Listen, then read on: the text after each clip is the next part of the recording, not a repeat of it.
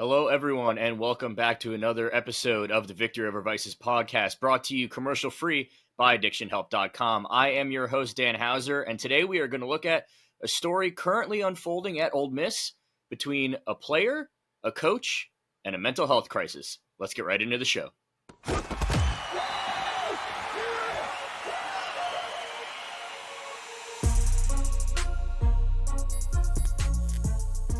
All right, so for those of you who may not know what we're talking about, or for those who do and are just looking for a quick little refresh, here is a recap of the story.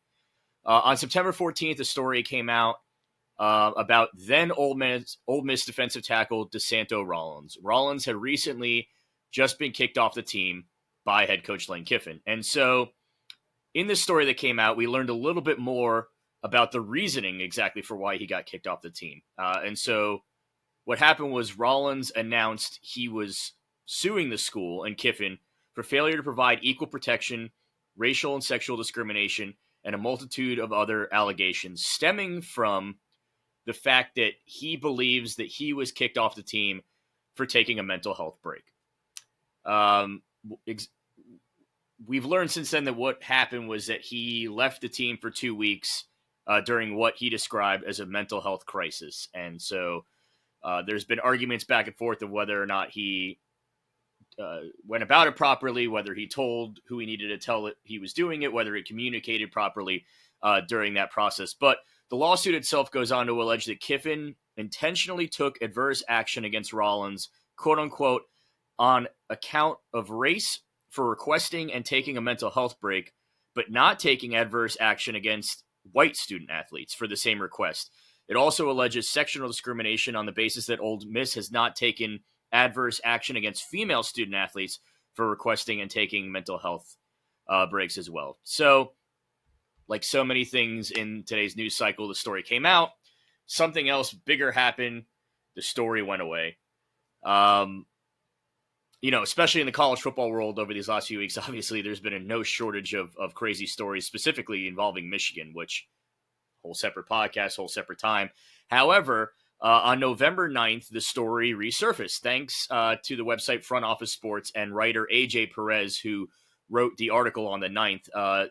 The Front Office Sports and AJ Perez actually obtained an audio conversation, if you will, between Kiffin and Rollins in Kiffin's office. And they released that audio in this article. And in the audio, we hear the conversation where Kiffin informs Rollins that he is being kicked off the team. So in that, it's important to note as well, just for transparency and just so both sides get their stories out there. In that article on the 9th, Kiffin and the school, it was announced that Kiffin and the school had filed a motion to dismiss the lawsuit. In that motion to dismiss, it was shared that at a February 27th meeting, Rollins alleged that Kiffin was upset that he didn't enter the transfer portal after the 2022 season. He said he was being moved from his defensive tackle position to the scout team on the offensive line. And at that point, Rollins said he told Kiffin that he was going to take a mental health break. Other information that was important that we learned in that motion. Defensive line coach Randall Joyner told Rollins to meet with Kiffin on March 1st. He did not. On March 7th, Joyce Nicholson, Ole Miss's assistant athletic director for sports psychology, told Rollins to meet with Kiffin. He did not. And then finally, on March 21st, that meeting finally took place where that audio was obtained from. So when we come back, we are actually going to play a clip of that audio recording. And then I'm going to be joined by Dr. Harlan Austin, sports psychologist at Premier Sports Psychology, to get his thoughts on the clip, the story overall, and the state of mental health within sports right now. We'll be right back. All right, welcome back. Today, I am joined by Dr. Harlan Austin, sports psychologist at Premier Sports Psychology. Dr. Harlan Austin, thank you so much for joining me today. I'm happy to be here. Thanks for having me on, Dan. Absolutely. So before we kind of get to the meat of the show, if you'd like to just kind of tell the audience, I should say, a little bit about yourself and what you all do there at Premier Sports Psychology. Sure. So at Premier Sports Psychology, we are a firm that's focused on working with athletes and high performers. We have predominantly trained sports psychologists on our staff. And so, what that looks like is folks who are licensed as a psychologist, and in addition to that, have had training and certification in sport and performance psychology. And we work with athletes from all levels, really, from youth sport athletes who are really trying to pursue their dreams, all the way up to professional level athletes who are trying to keep their dreams going at that level. And we certainly have had a number of different teams and athletes that we've worked with through the years have success at all those levels, and certainly have enjoyed being a part of supporting that journey for them. That's awesome. That's awesome. All right. So today, I wanted to have you on to talk a little bit about this situation currently happening at Ole Miss involving Lane Kiffin and one of his players centered around a mental health crisis. So real quick, I'm going to play the clip that I teased earlier that we were able to get from the article that recently came out. And then I'd like to get your thoughts on that. So let's just play the clip real quick, and then we'll go from there. All right. If you would have come here when you kept getting messages, the head coach wants to talk to you, and you saying, I'm not ready to talk to him.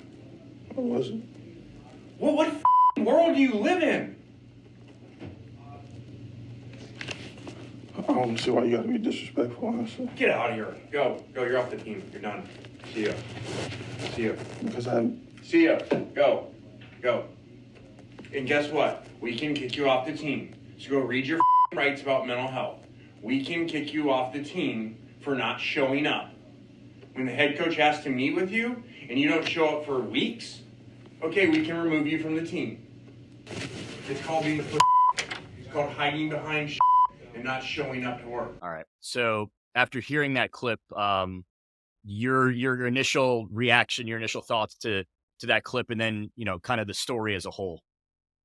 Yeah. Well, I mean, I certainly it's hard to listen to kind of depending. It doesn't matter which perspective you're taking, right? If you're the coach, it's hard to listen to because I'm going to guess he didn't know he's being recorded.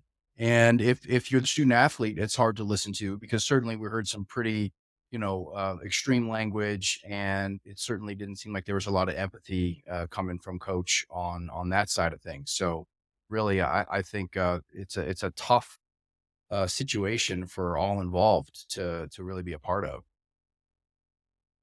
Yeah. So what's so interesting to me about not just that clip, but the story as a whole is for forever, I guess you could say. I mean, for decades and decades and decades, mental health was just not something that was kind of discussed in sports. It was kind of taboo, persona non grata. Mhm. I would say over the last decade or so, I feel like we've seen a shift in these athletes are not afraid to come out anymore and say, hey, mental health is important. I need to be as focused on my mental health as I am my physical health. Kevin Love, I feel like, was probably the first big name kind of superstar in the NBA to kind of say, hey guys, like, I'm not okay mentally, and I'm going to tell everyone about it. I'm tired of us dancing around this issue.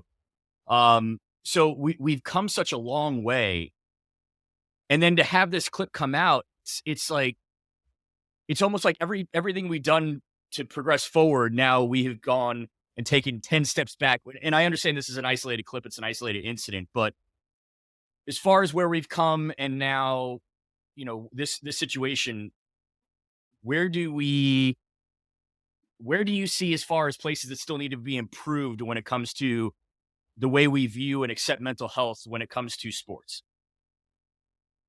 Yeah, I mean, I think you're right that we seem to have come a long way, and I think that there's truth to that there are resources available in ways that there never were before. I mean, even in this situation, I mean, obviously we don't know the whole story here, right? We're getting one little clip, one little snippet of it. But I know that there are great resources available at Ole Miss, right? Dr. Nicholson, sports psychologist there, is tremendous at the work that she does. She's got a great podcast herself that's all about advocacy for student athletes and athletes' mental health through the years. So resources are available in ways that they weren't always available. And I think that's one of the things that we can look at as a win or as growth that's happened in sport. If you look at any major Power Five conference athletic department, they're going to have resources available. And even in the NFL and the NBA, the players associations and unions have advocated such that we have now requirements that you have a certain number of hours a week, that there's mental health staff available to the athletes on those professional level teams. So resources being available is, I think, a great step in the right direction. The other side of that, though, is the concept of stigma that still echoes through our culture as a whole. And so having resources is step one. We have to be able to get people to help. But then when we're dealing with stigma, this is kind of the ongoing battle that's there, because people who are in context in which mental health is stigmatized and looked at as a negative thing are less likely to seek out those services. And so an environment can do that, but sometimes people bring that themselves, right? People have their own self stigma about the idea of where they grew up and the messages they heard and the culture that they were from might talk about mental health as it being something that's abnormal or problematic and not something that we believe in. And so somebody could come to the table, have resources available, but have enough internalized stigma that they were exposed to growing up in our culture here that they don't think that they should. And so it really creates this battle of how we talk about, how we think about mental health. And certainly we're happy to have more and more resources available nowadays, but we are still battling that stigma piece where folks can know about it, but not want to engage in it. And I think that's something that we want to continue to work towards and really normalize seeking out mental health services, sports psychology services, which are not always the same, right? Some of them are more performance oriented. Others are more, clinical diagnosis oriented. But to have that be a normal part of life where this is something I'm doing like exercise, right? I exercise to stay healthy. I address my mental health to stay healthy. That's the ultimate goal that we can get to on par with self-care.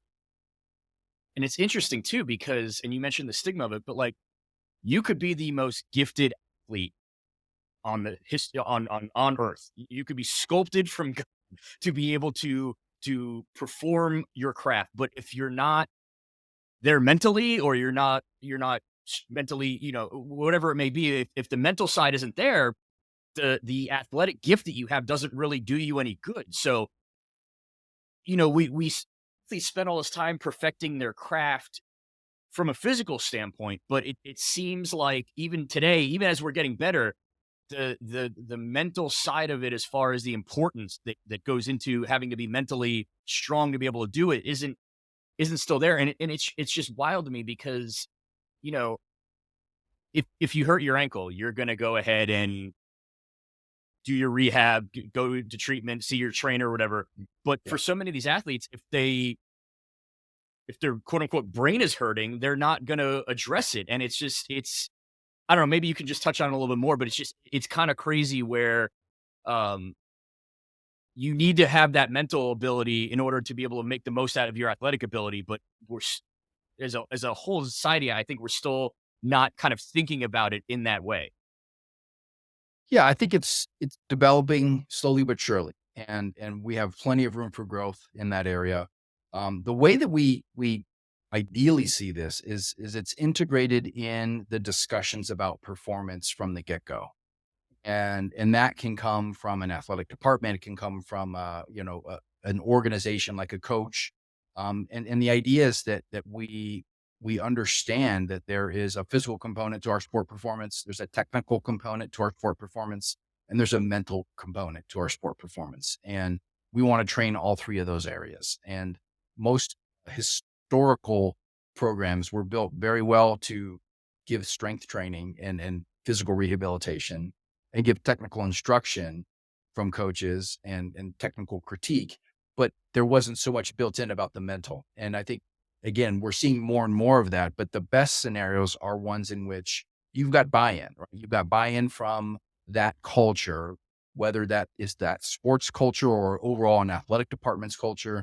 And that buy-in advocates for how this is a part of your goal pursuit, right? To be the best athlete you want to be, definitely want to take care of your physical, you want to take care of your technical, and you want to take care of your mental.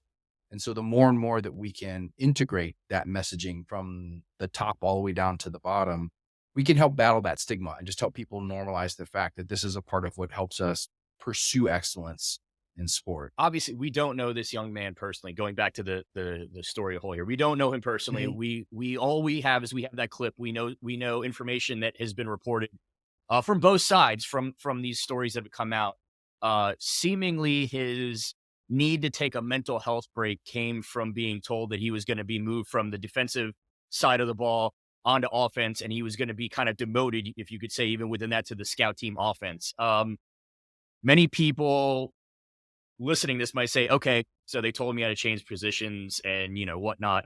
What's the big deal? In the world of sports, I mean, is something as benign as, okay, you're changing positions? I mean, is that something that could have an effect on an athlete to the point where they say, okay, I got to take a step back now and reevaluate, or I've got to check out, or I'm just going to go ahead and not disappear essentially for 2 weeks while I kind of get my head back on straight after being told something like that? Well, I always like to say that we never know the full story, right? You kind of making reference to the fact that we don't. And oftentimes in sport, that's a component of somebody's life. And it's often a big component, but it's not all of somebody's life. And we have these kind of overlapping circles, like a Venn diagram, that describe who we are as a person. And sport is often a very large part of that. But, what we can see is when people are engaged in sport, there are often scenarios or situations in which we're tested, right? We're tested, we're measured, we're given a grade, we're told how good or how bad we're performing.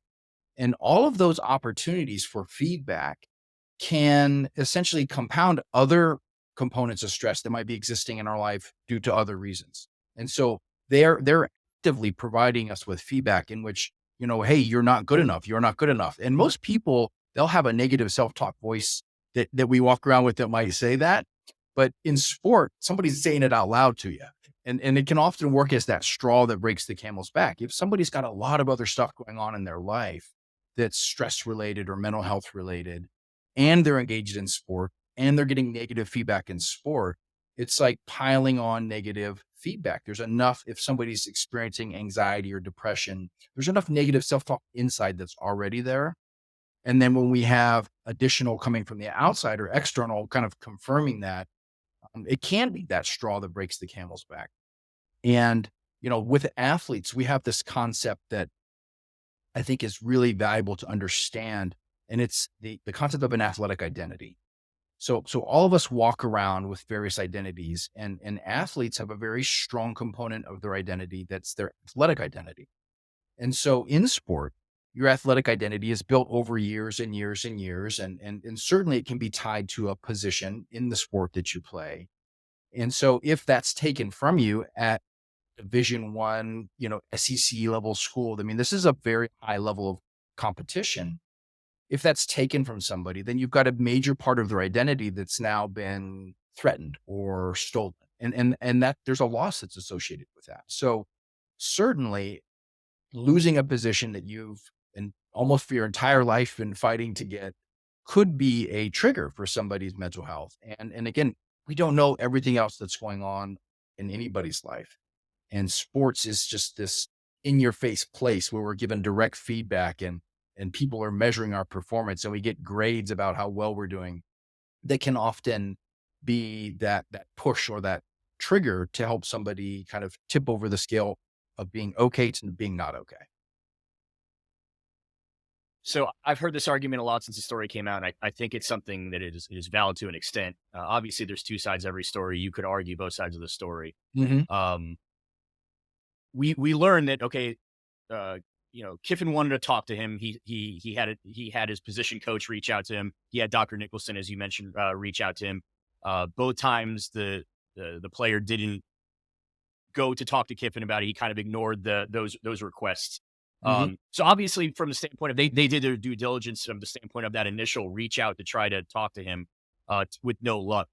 I think especially when we talk to about high school and college athletes, because at the end of the day, I mean, they're 16, 17, 18, they're still kids. They're still developing. They might not even be fully understanding kind of what they're going through. So what is the responsibility of the quote unquote grown up in the room at that point? So in this case specifically, both of them reached out saying, Coach Kiffin wants to talk to you.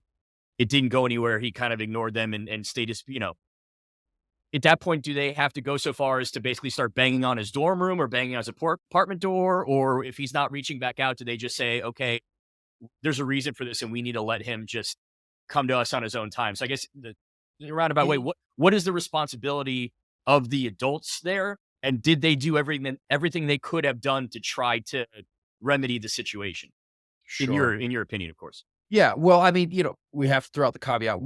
That's what's reported. We don't know all the things that actually, of course, happened. yes, We don't know yes. all the communication that actually occurred. And so, it's impossible for us to fully know all the steps that were taken, but I can kind of speak in general about like the steps that we'd like to take at a university athletic department level. Certainly are that we have resources available for student athletes that can help them if and when they're struggling. And that can look like we have, position coaches who have maybe a closer relationship than your head coach does with somebody because they're spending more time with them. You have a sports psych staff. You also might have mental health clinician staff. You sometimes have athletic counselors that are kind of helping with coursework and whatnot. And so when a student athlete's struggling, you certainly want to try to provide them with multiple ways in which they can get support from different people. They may have different comfort level with different people within an organization. And so you want to try to make sure that they have those folks around to help support them. And in addition to that, you want to have peer support, right? So we want to encourage a culture in which peers can help support somebody and provide them with assistance and help. With that, you've got to layer over this concept of harm reduction and making sure that we're doing safety assessments, which I'm quite certain we're in place and that we're taking care of. And this is where we start to go up to the line of the responsibility of an adult. So college student athletes, they're adolescents still. They're in their late adolescence, but they're adolescents. They don't have that fully developed frontal lobe and think like adults quite yet. They're working on it. And this is the hard part. This is the thing is that they are in a space in life where they're supposed to start to develop some of those skills to be more and more responsible for themselves. And so I think in this situation, given the limited information we have, there were people there to provide support. They tried to help provide support. And there's the autonomy that the individual also owns, right? This young man, as an adult, gets to make decisions to follow or not follow advice or support from other people. And if he chose not to do that as a young adult, he's allowed to do that. There's consequences to those behaviors, right? And this is one of those kind of learning experiences. There's choices and consequences in life. And he has every right to not go meet with anyone he doesn't want to meet with, right? So long as he's not a threat to harm himself or other people, which, we don't know any details of the situation, but I'm going to assume that was the case. So he doesn't have to be forced into anything. But again, this is one of those life learning lessons. There's choices and consequences associated with that. And certainly from a coaching perspective, I think that's the frustration we heard in the coach's voice about recognizing, hey, if I ask somebody to meet with you, I'm used to them coming and meeting with me. And so when somebody doesn't follow those protocols, that's a surprise and a shock to them. But the reality is people don't go to meetings all over the world, all over the time. And there's consequences when that happens too. And so it's you hate to see an outcome in which the student athlete, and if the student athlete was dealing with some mental health issues or needed a mental break and wasn't able to communicate that the appropriate way to get the time that he needed, you hate to see that kind of an outcome occur. And I'm sure that the system's doing whatever it can to try to help make sure that they fill in any potential gaps that were there, if that was the case. But again, there's support there. And it's quite possible that despite the support being there, the student athlete was just not ready and didn't want to communicate that they needed more time. And by not being able to communicate that to the right people, the information didn't get to the right people. And so coaches just kind of left, out in the air. And this is where it gets complex within a system, right? Because athletes want to have confidentiality when they're seeking support from a mental health provider. And they may say, look, I want to tell you what's going on, but I don't want you to talk at all to coach. Right. And so, the provider has to honor that. And that can be frustrating for folks within a system when that happens. And so it's a challenging dynamic to kind of thread the needle when you're working in the mental health side within one of those systems. So I want to kind of look at this from Coach Kiffin's side for a second, because I think it's only fair that we address it from both sides. Because while the tone, I think we can all agree the tone was not good. The cursing was not good. The way he went about it was not ideal. I think within that, and unfortunately it's being lost because of the way he spoke, but there are, I think, some valid points that he that he brought up, but unfortunately he just didn't go about it the right way. Yes, it's all the powers to be within time college athletics would still like you to believe that these are student athletes, that they are not, it's not their job. They're not employees, whatnot. But let's face it, especially in the SEC right now, if you are a SEC college football player, that's basically that's why you are at school. It is your profession before your profession, so to say. So from that standpoint, I think for anyone listening, for you and I, if we just disappeared for 2 weeks and did not tell anyone why we were doing that or what was going on or kept in touch with someone, I don't want to go so far as to say we would lose our jobs. I'm sure there are a lot of people out there that would lose their jobs. There are some people that may not necessarily lose their jobs, but there'd be repercussions for it, whether they were docked pay, they were demoted, maybe they were up for a promotion that now they're no longer up for it. There's going to be some sort of consequence. So from that standpoint, yes, I can understand where he's saying, because college, for everyone, college is a way to help prepare you for life. And like you mentioned, there are life lessons that you're going to learn from that. And especially sports. Sports is a great way to also prepare you for life. And there are life lessons in there. Unfortunately, this was a life lesson that this gentleman had to learn the hard way, as far as the lack of communication there. Now, whether we don't know as well, too, had he communicated, would he still be on the team, or would he still be kicked off the team and it still wouldn't have mattered? But beyond just that, and you mentioned it too, he is, I believe I looked up, he's 21 years old. He is a college kid. I think all of us would agree that when we were 21, there were probably stuff that we were doing where we weren't really thinking about consequences before we were doing it, or we weren't even development stage or the mind frame where we could even comprehend or understand the potential consequences that could be involved with our actions. That's safe to say for any college student. But when you break it down to its core, it's a 21-year-old kid. He made a decision. He was going through a mental health, issue. I preface this by saying, to our knowledge, he didn't try to hurt himself. To our knowledge, he didn't try to hurt somebody else. To our knowledge, he didn't go on a bender or do anything else dangerous or take a bunch of substances and OD on him. Like, he just basically disappeared for 2 weeks. He just did not come to practice for those 2 weeks. Coach Kiffin had his every right to relay that information to the gentleman and say, hey, listen, like in life, you can't just do this. There are consequences. This might sound like a dumb question because I think we already answered it, but how better coach have handled that conversation? Let's put it this way. If coach could now, after hearing that audio, go back and do it all over again, what's a better way that he can handle getting the point across of saying, yeah, you can't just disappear for 2 weeks, but not do it in a berating fashion where it might have actually resulted in more mental anguish for the player in that spot? Yeah, I mean, I'm sure he wishes he could get that one back for sure. And, the thing that I noticed, though, is the reason why he was animated is because he cares. If coach didn't care, he wouldn't have had the amount of emotion attached to that. You could tell he was upset. Well, he wouldn't be upset if he didn't care. And like I said, I think if he could have it back, I think he would probably choose different words to communicate that he cared. But the head football coach in the SEC is running, it's like a CEO of a corporation. And it is filled with so many decisions every single minute of every single day that's having to be yes, no, let's do this, let's do that.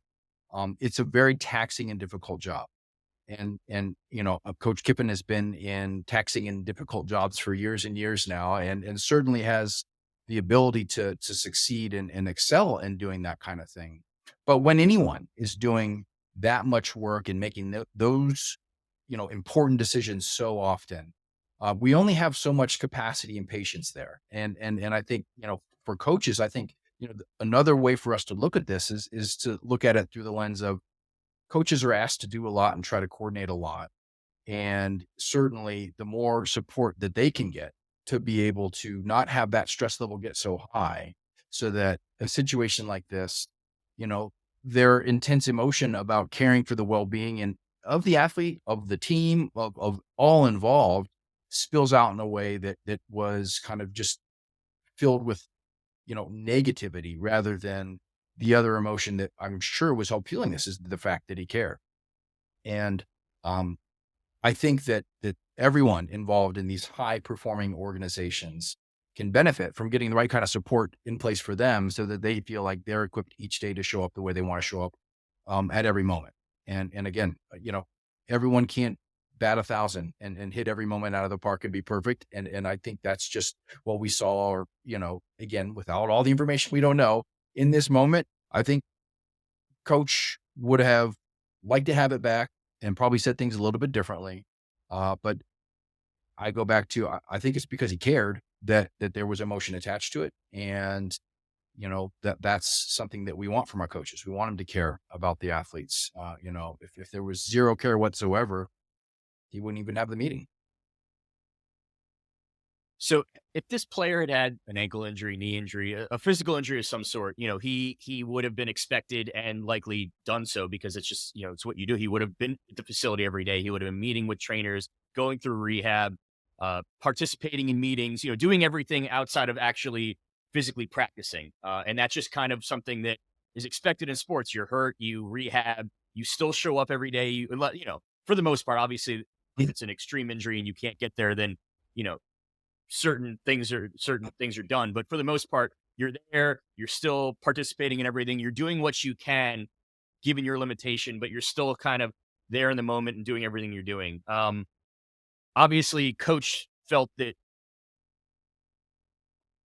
even though he was struggling mentally, it should have been gone about the same way. He still should have, even if he wasn't there every day, he should have been checking in. He should have been coming when he can to meetings and practices, and just so he didn't just completely disappear.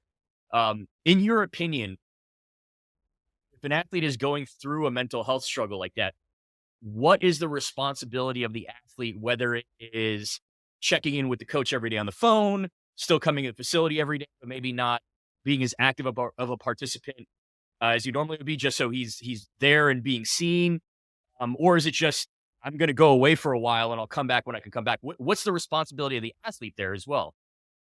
Well, I mean, there's actually really clear protocols at NCAA institutions about what it looks like to be able to get a leave of absence, a medical leave of absence, right? And in this situation, somebody can qualify for mental health or / medical leave of absence, during which they don't have to go to anything. And these are things that are there. There's steps that can be taken and things that can be done to provide somebody with that ability to not show up, to not have to report, to take care of themselves, take care of their mental health or physical health, whatever that may be.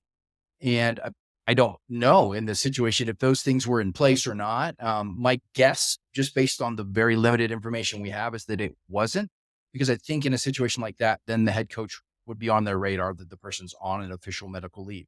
But again, we don't know the specific details of that. But I do know that there is a protocol in place through the NCAA at universities for students to be able to do so. And that's for all students, student athletes and regular students involved. And so if those steps are taken, then they're protected, so to speak, in that window of time, whatever that agreed upon window of time is, to be able to take care of themselves.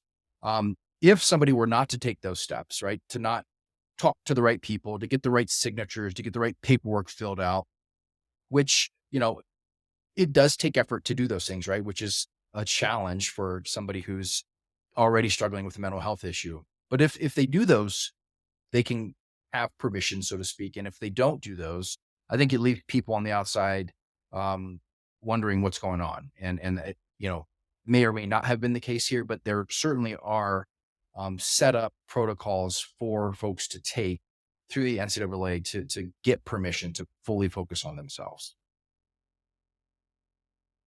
All right, one last question. We'll get you out on this. Just to kind of recap and summarize the story as a whole, for those out there that may be listening, maybe they're going through something similar on their end. Maybe they know somebody who's going through something similar on that end, and they just, whether it is in sport or in life, just overall, And they just need a mental break is what it really comes down to. Because I think all of us at some point through our life, there's days where I just can't do this today. What advice would you give in that spot? Whether, specifically in the world of sports, but also just kind of in life.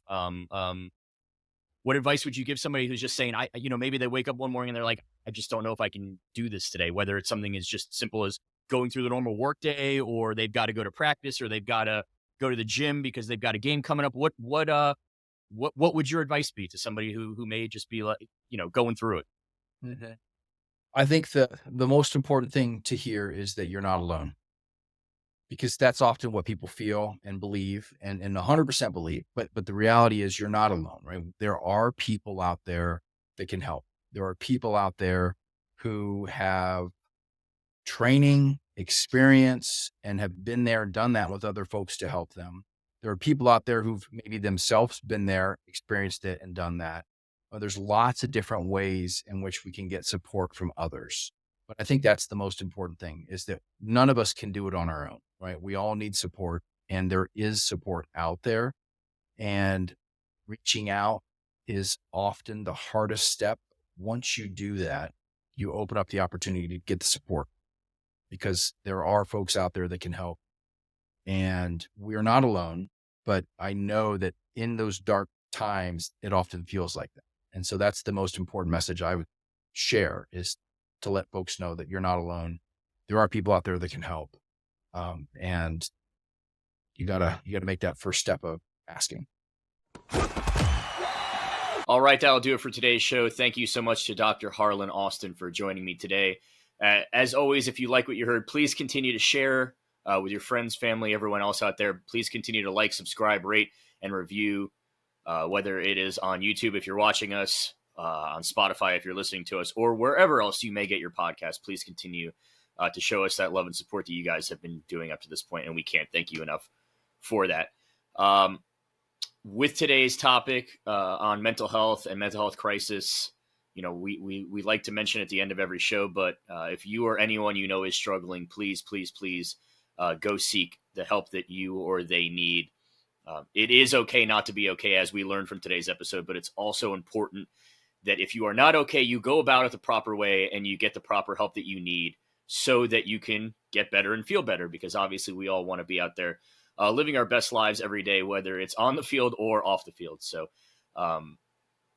go ahead and check out addictionhelp.com if you'd like more information on today's topic or any other topics pertaining to mental health, addiction, and addiction recovery. Or also, if you're looking for more information on how to get started with that process of getting the help that you or a loved one may need, addictionhelp.com has great resource pages for all sorts of information. Like I mentioned, whether it's about addiction, mental health, addiction recovery, certain substances of abuse, or even information as far as how to get the help that you need today. So that'll do it for today's show. Thank you so much for joining us. We will talk to you next time. Have a great week, everybody.